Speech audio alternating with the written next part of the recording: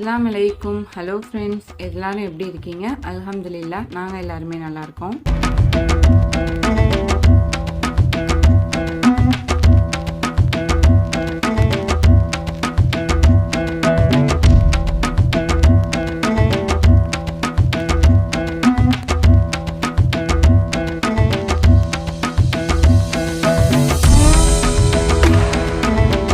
இன்றைக்கான வீடியோ உங்கள்கிட்ட என்ன ஷேர் பண்ணியிருக்கேன்னா, நோம்புக்காக நான் கொஞ்சம் ப்ரிப்பரேஷன்லாம் பண்ணியிருந்தேன்.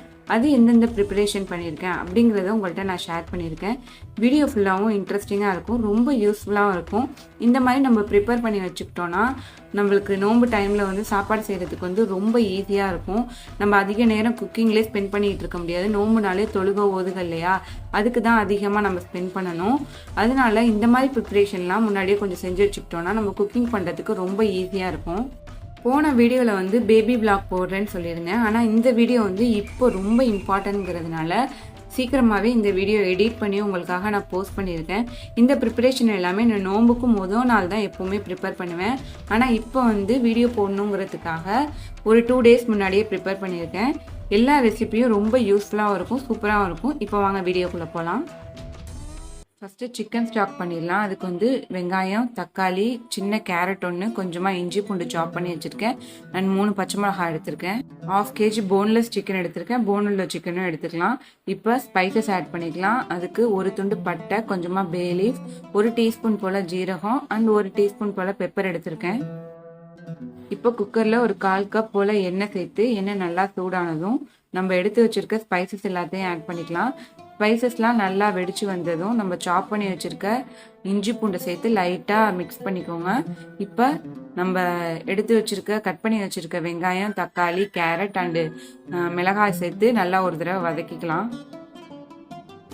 இந்த ஸ்டேஜில் மல்லித்தலை சேர்த்துக்கணும். மல்லித்தலை வந்து கொஞ்சம் அதிகமாகவே சேர்த்துக்கலாம். மல்லித்தலையோட ஃப்ளேவர் வந்து சிக்கன் ஸ்டாக்கில் அதிகமாக இருந்தால் ரொம்ப சூப்பராக இருக்கும். சேர்த்து நல்லா ஒரு தடவை மிக்ஸ் பண்ணி விட்டுக்கோங்க. இப்போ சிக்கன் சேர்த்து 1 டைம் மிக்ஸ் பண்ணி விட்டுக்கோங்க. அதுக்கப்புறம் ஒரு 1 லிட்டர் போல் ஹாட் வாட்டர் சேர்த்துக்கோங்க. ஹாட் வாட்டர் தான் சேர்க்கணும். இப்போ ஹாட் வாட்டர் சேர்த்தணும். 1 டைம் மிக்ஸ் பண்ணி விட்டுட்டு குக்கர் மூடி ஒரு 3 விசில் வச்சு எடுத்துக்கலாம்.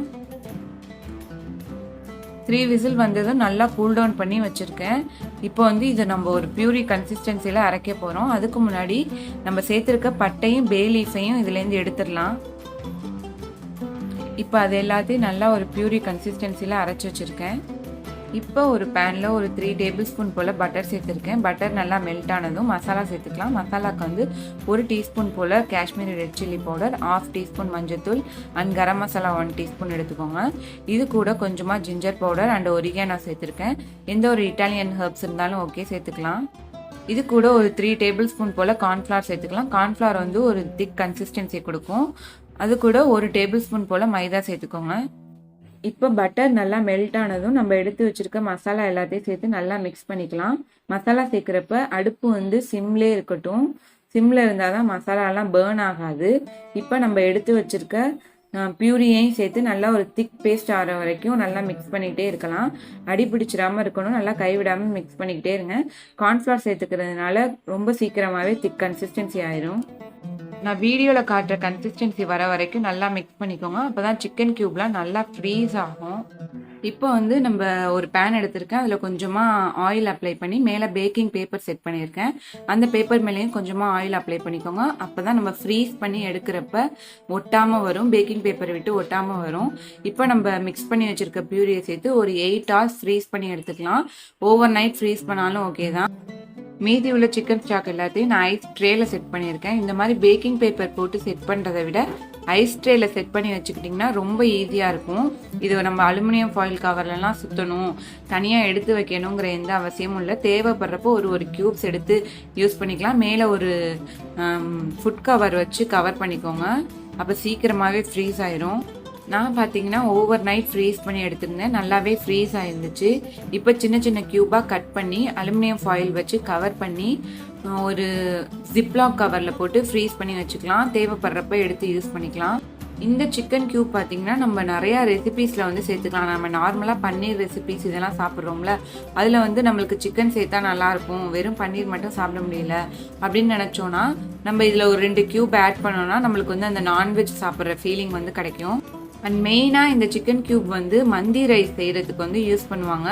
இன்ஷால்லாம் நான் ரமலானில் நிறையா ரைஸ் ரெசிபீஸ் வந்து செய்வேன். அந்த நோம்பப்போ கண்டிப்பாக நான் எல்லா ரெசிபீஸும் உங்களுக்கு ஷேர் பண்ணுறேன். இதை வச்சு நிறையா ரெசிபீஸ் செய்யலாம். நான் எல்லா ரெசிபியும் உங்களுக்கு ஷேர் பண்ணுறேன். இந்த வீடியோவில் வந்து ஒரு சிம்பிளான ரெசிபி செஞ்சுருப்பேன்.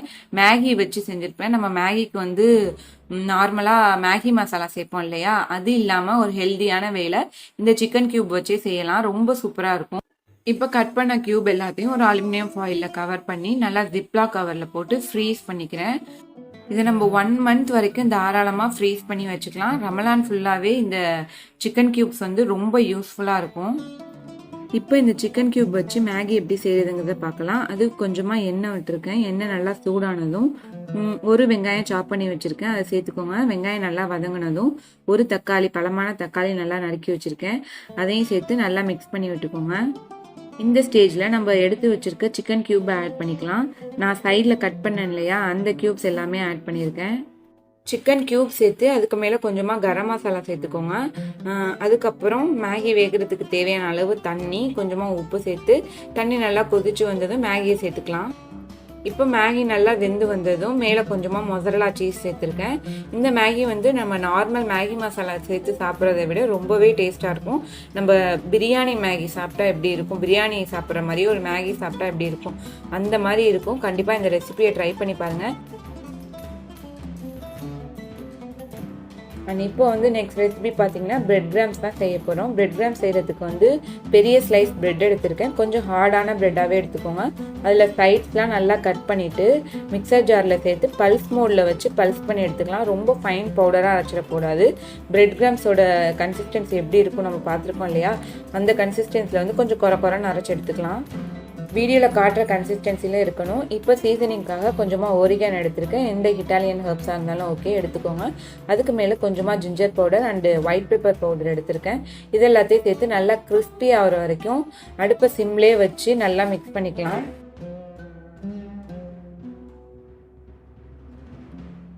இப்போ வந்து பார்த்தீங்கன்னா பிரெட் கிராம்ஸ் வந்து சூப்பராகவே ரெடி ஆகிடுச்சு. நான் வீடியோவில் காட்டுற மாதிரி ப்ரௌன் கலர், லைட் ப்ரௌன் கலரில் சேஞ்ச் ஆகிருக்கணும். நம்ம கையில் தொட்டு பார்த்தா தெரியும், அந்த கிறிஸ்பினஸ் வந்து ஃபீல் ஆகும். இப்போ நல்லா ஒரு ஏர்டைட் கண்டெய்னரில் க்ளோஸ் பண்ணி ஃப்ரிட்ஜில் வந்து ஒரு 3 மந்த் வரைக்குமே ஸ்டோர் பண்ணி வச்சுக்கலாம். எதுவுமே ஆகாது. மோஸ்ட்லி கிளாஸ் பாட்டிலில் ஸ்டோர் பண்ணி வைங்க, அப்போ தான் ரொம்ப நாள் கெடாமல் இருக்கும். நீங்களுமே வீட்டில் ஈஸியாக இதே மாதிரி பிரெட் கிராம்ஸ் செஞ்சு பாருங்கள். செஞ்சு பார்த்துட்டு இந்த ரெசிபி எப்படி இருந்துச்சுன்னு கமெண்ட் பாக்ஸில் சொல்லுங்கள். அண்ட் அடுத்த ரெசிபி வந்து கஸ்டர்ட் பவுடர் தான் செய்ய போகிறோம். ரமலான் டைமில் வந்து நிறையா ஃபலூடா ரெசிபி செய்வோம் இல்லையா, அதுக்கு வந்து இந்த கஸ்டர்ட் பவுடர்லாம் ரொம்ப யூஸ்ஃபுல்லாக இருக்கும். வீட்டிலே எந்த ப்ரிசர்வேட்டிவும் சேர்க்காம ஹெல்த்தியான வேலை எப்படி செய்யலாம், எப்படி செஞ்சு ஸ்டோர் பண்ணலாம் அப்படிங்கிறத காட்ட போகிறேன். அதுக்கு ஒரு மிக்சர் ஜாரில் 1 கப் போல் ஜீனி எடுத்திருக்கேன். ஜீனி நல்லா பவுடர் பண்ணி எடுத்துக்கலாம். எந்த கப்பால் சுகர் மெஷர் பண்ணோமோ அதே கப்பால் 1/2 கப் போல் மில்க் பவுடர் எடுத்திருக்கேன். அதுக்கப்புறம் 1/2 கப் போல் கார்ன்ஃப்ளவர் மாவு எடுத்துக்கோங்க. இது கூட கொஞ்சமாக colour powder and 1/2 tablespoon போல் வெண்ணிலா எசன்ஸ் சேர்த்து நல்லா பவுடர் பண்ணி எடுத்துக்கலாம். இந்த கஸ்டர்ட் பவுடரை ஒரு கிளாஸ் பாட்டிலில் சேர்த்து நல்லா க்ளோஸ் பண்ணி ஃப்ரிட்ஜில் வந்து ஒரு 6 மந்த் வரைக்குமே ஸ்டோர் பண்ணி வச்சுக்கலாம். எதுவுமே ஆகாது. எந்த ஒரு ப்ரிசர்வேட்டிவ்ஸும் இல்லாமல் ரொம்ப சூப்பராக இருக்கும். நம்ம கடையில் வாங்குற கஸ்டர்ட் பவுடர் மாதிரியே இருக்கும். இந்த கஸ்டர்ட் பவுடரை வச்சு நிறையா falooda recipe and fruit custard, நிறையா புட்டிங் எல்லாமே நான் ரமலானில் செய்வேன். இன்ஷால்லா அந்த ரெசிபிஸும் உங்களுக்கு ஷேர் பண்ணுறேன். கண்டிப்பாக இதை எல்லாத்தையும் நம்ம வீட்டில் செஞ்சு வச்சுக்கோங்க. அப்போ தான் நம்ம செய்கிற ரெசிபிஸ் எல்லாமே நீங்களும் ட்ரை பண்ணலாம். அண்ட் நெக்ஸ்ட்டு வந்து நம்ம டே டு டே யூஸ் பண்ணுற திங்ஸ் எல்லாமே எப்படி லாங் டே வரைக்கும் ஸ்டோர் பண்ணி வைக்கலாம் அப்படிங்கிறத பார்க்கலாம். ஃபஸ்ட்டு வந்து தேங்காய் எப்படி ஸ்டோர் பண்ணி வைக்கலான்னு பார்க்கலாம். நம்ம இப்போ கிரேவிலாம் செய்யணும்னா டக்குன்னு தேங்காய் வேணும். இப்போ தேங்காய் திருவது வந்து ரொம்பவே ரிஸ்க்கான டாஸ்க்கு. அதுக்கு வந்து எப்படி ஈஸியாக ஸ்டோர் பண்ணி வச்சு யூஸ் பண்ணலாம் அப்படிங்கிறத பார்க்கலாம். அதுக்கு வந்து பெரிய பல்லு தேங்காவாக எடுத்து வச்சுருக்கேன். இப்போ ஒரு ஏர்டைட் பாக்ஸில் சேர்த்து கொஞ்சமாக தண்ணி சேர்த்து மூடி வச்சுக்கிங்கன்னா இது வந்து ஒரு 2 வீக்ஸ் வரைக்கும் கெடாமல் அப்படியே இருக்கும். அண்ட் இந்த சைட் பார்த்தீங்கன்னா சின்ன பல்லு தேங்காவாக எடுத்து வச்சுருக்கேன். இதை ஒரு ஜிப்லாக் கவரில் சேர்த்து நல்லா ஏர் போகாத மாதிரி க்ளோஸ் பண்ணி ஃப்ரீஸ் பண்ணி வச்சுக்கலாம். இதை வந்து 1 மந்த் வரைக்குமே வச்சுக்கலாம். எதுவுமே ஆகாது. நம்ம யூஸ் பண்ணுறதுக்கு ஒரு 10 மினிட்ஸ் முன்னாடி வெளில எடுத்து வச்சா போதும், அதே ஃப்ரெஷ்னஸ் அப்படியே இருக்கும். இதை நான் நிறையா டைம் வந்து செஞ்சு பார்த்துருக்கேன். ரொம்ப ஃப்ரெஷ்ஷாகவே இருக்கும். தேங்காய் மட்டும் நல்லா ஃப்ரெஷ்ஷான தேங்காவாக எடுத்துக்கோங்க. கொஞ்சம் ஸ்பாயிலான தேங்காவாக இருந்தால் கெட்டு போயிடும். ஃப்ரெஷ்ஷான தேங்காவாக எடுத்துக்கோங்க. அண்ட் நெக்ஸ்ட்டு வந்து பூண்டு எப்படி ரொம்ப நாள் கெடாமல் வச்சிடலாம் அப்படிங்கிறத பார்க்கலாம். அதுக்கு நான் பூண்டை வந்து நல்லா உரித்து வாஷ் பண்ணி ட்ரை பண்ணி வச்சுருக்கேன். நல்லா ட்ரையாக இருக்கணும், கொஞ்சம் கூட தண்ணி இருக்கக்கூடாது. இப்போ வந்து ஒரு கிளாஸ் பாட்டிலில் கீழே பேப்பர் டவல் வச்சுருக்கேன். டிஷ்யூ பேப்பர் வச்சு நல்லா கவர் பண்ணிவிட்டு அதுக்கு மேலே பூண்டு சேர்த்து மேலேயும் ஒரு டிஷ்யூ பேப்பர் வச்சு நல்லா க்ளோஸ் பண்ணிடுங்க. இது ரொம்ப நாள் கெடாமல் இருக்கும், அப்படியே ஃப்ரெஷ்ஷாகவே இருக்கும். அண்ட் நெக்ஸ்ட்டு வந்து இஞ்சி எடுத்திருக்கேன். இஞ்சியை நல்லா சுத்தம் பண்ணி குட்டி குட்டி பீஸாக கட் பண்ணிக்கோங்க. இதையும் நல்லா ட்ரை பண்ணி எடுத்துக்கோங்க. ட்ரை பண்ணுறது வந்து ரொம்பவே முக்கியம். ஈரப்பதம் வந்து கொஞ்சம் கூட இருக்கக்கூடாது. ஈரப்பதம் இருந்தால் வந்து சீக்கிரமாகவே ஸ்பாயில் ஆயிரும். நம்ம பூண்டை ஸ்டோர் பண்ணோம் இல்லையா, அதே மெத்தடில் வந்து இஞ்சியையும் ஸ்டோர் பண்ணி வச்சுக்கலாம். அண்ட் இப்போ வந்து பார்த்தீங்கன்னா நான் குப்பு சாலட் தான் ப்ரிப்பேர் பண்ண போகிறேன். குப்பு சாலட் ரெசிபி வந்து ஆல்ரெடி நம்ம சேனலில் போஸ்ட் பண்ணியிருக்கேன். கீழே வந்து லிங்க் தரேன், போய் பாருங்கள். எங்கள் ஃபேமிலியில் குப்பு சாலட் வந்து எல்லாத்துக்குமே ரொம்ப பிடிக்கும். குப்பூஸ்க்கு மட்டும் இல்லாமல் நிறைய ரெசிபீஸ்க்கும் இதை வச்சு சாப்பிட்லாம், ரொம்ப டேஸ்ட்டாக இருக்கும். இந்த வீடியோவில் வந்து எப்படி அதை ஸ்டோர் பண்ணுறதுங்கிறத மட்டும் குயிக்காக சொல்கிறேன். அதுக்கு வந்து கேபேஜ் அண்ட் ஆனியன் கட் பண்ணி வச்சுருக்கேன். நல்லா ஸ்ப்ரிங் மாதிரி கட் பண்ணி வச்சுக்கோங்க.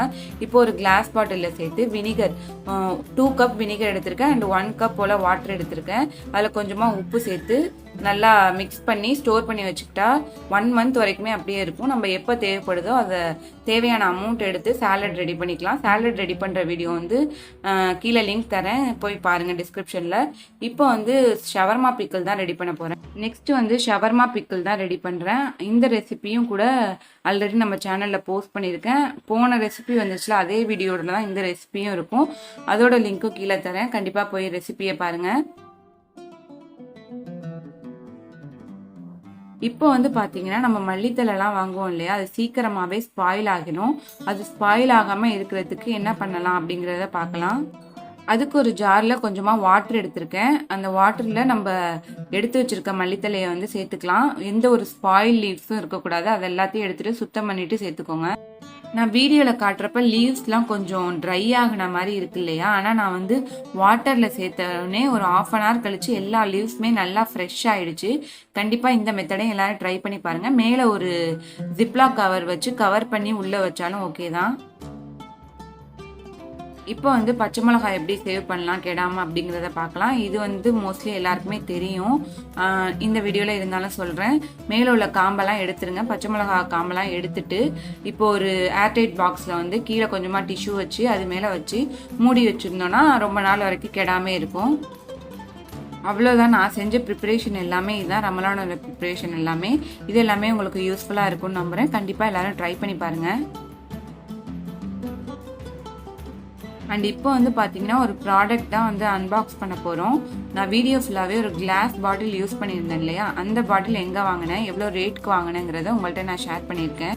இந்த பாட்டில் வந்து நான் ஃப்ளிப்கார்ட்டில் தான் வாங்கியிருந்தேன். ஃப்ளிப்கார்ட்டில் வந்து ரொம்ப ரீசனபிளான ரேட்டில் இந்த பாட்டில்லாம் எனக்கு கிடச்சிருந்துச்சு. இது வந்து 1 kg அளவுக்கு பிடிக்கும். 1000 ml பாட்டில். இது வந்து 12 பாட்டிலுமே 650க்கு வாங்கினேன். ரொம்ப ரீசனபிளாக இருந்துச்சு. வெளியில் வாங்கினா கண்டிப்பாக ரொம்ப அதிகமான ரேட்டாக தான் இருக்கும். அண்ட் இது பார்த்தீங்கன்னா அதோட கொஞ்சம் சின்ன பாட்டில்ஸ். இது வந்து ஒரு 400 ml பிடிக்கும். 400 ml தான் போட்டிருந்துச்சு, ஆனால் 400 ml விட அதிகமாகவே பிடிச்சிருந்துச்சு. ரொம்ப சூப்பராக இருந்துச்சு. மெட்டீரியலும் நல்லா இருந்துச்சு, ஸ்ட்ராங்காகவும் இருந்துச்சு. மூடிலாம் வந்து நல்லா டைட்டாக இருந்துச்சு. இந்த பாட்டில்ஸ் வந்து ஒரு 12 பீஸ் வந்து 350 rupeesக்கு வாங்கியிருந்தேன். ரொம்ப ரீசனபிளான ரேட் தான். உங்களுக்கு இந்த ப்ராடக்ட் வேணும்னு நினச்சிங்கன்னா நான் கீழே வந்து லிங்க் டிஸ்கிரிப்ஷனில் தரேன், வேணும்னா போய் செக் பண்ணிக்கோங்க. நான் வந்து ஆஃபரில் வாங்கியிருந்தேன். இப்போ என்ன ரேட் இருக்குங்கிறது எனக்கு தெரியல, போய் செக் பண்ணி பார்த்துக்கோங்க. நான் வாங்கினப்போ இந்த ரேட்டில் தான் இருந்துச்சு. ரொம்ப ரீசனபிளான ரேட். இப்போ வந்து மாறி இருக்காதுன்னு நினைக்கிறேன். போய் செக் பண்ணி பார்த்து வாங்கிக்கோங்க. அவ்வளோதான், என்னோட ரமலான் ப்ரிப்பரேஷன் எல்லாமே இதுதான். ரொம்ப அதிகமான ப்ரிப்பரேஷன்லாம் இல்லை. அந்த மேக் அண்ட் ஃப்ரீஸ் ஐட்டம்ஸ்லாம் எதுவுமே நான் செஞ்சு வைக்க மாட்டேன். இதெல்லாம் ரொம்ப அன்ஹெல்தி, அதனால் எதுவுமே செஞ்சு வைக்க மாட்டேன். அது செய்கிறதுக்கு தேவையான ரெசிபிஸ் எல்லாமே செஞ்சு வைப்பேன். இந்த ரெசிபி வச்சு நிறையா வீடியோஸ் நம்ம சேனலில் வரும். அதை மறக்காமல் பார்க்கணுன்னா நம்ம சேனலை சப்ஸ்கிரைப் பண்ணிக்கோங்க. மறக்காமல் பெல் ஐக்கானே டச் பண்ணிக்கோங்க. அப்போ தான் நான் போடுற வீடியோஸ் எல்லாமே உங்களுக்கு நோட்டிஃபிகேஷனாக வரும். இந்த வீடியோ உங்களுக்கு யூஸ்ஃபுல்லாக இருக்குது, பிடிச்சிருக்குன்னு நினச்சிங்கன்னா உங்கள் ஃப்ரெண்ட்ஸ் அண்ட் ஃபேமிலிஸ்க்கு ஷேர் பண்ணுங்கள். திரும்பவும் ஒரு இன்ட்ரெஸ்டிங்கான வீடியோஸோடு உங்களை மீட் பண்ணுற வரைக்கும் பாய். அஸ்ஸலாமு அலைக்கும்.